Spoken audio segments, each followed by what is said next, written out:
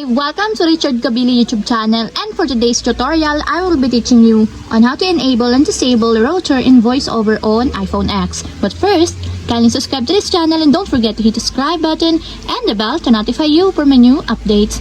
And let's start. Using your iPhone X, from your home screen first, go to Settings.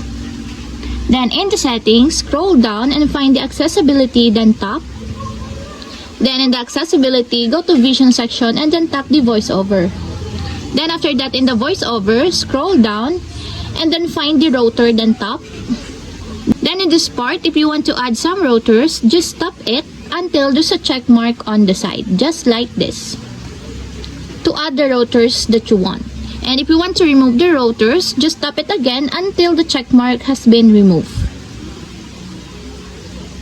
And that's it, we have successfully enabled and disabled rotor in voiceover on iPhone X. If you have a question, kindly comment down below and don't forget to hit the subscribe button and the bell to notify you for my new updates. And thank you for watching!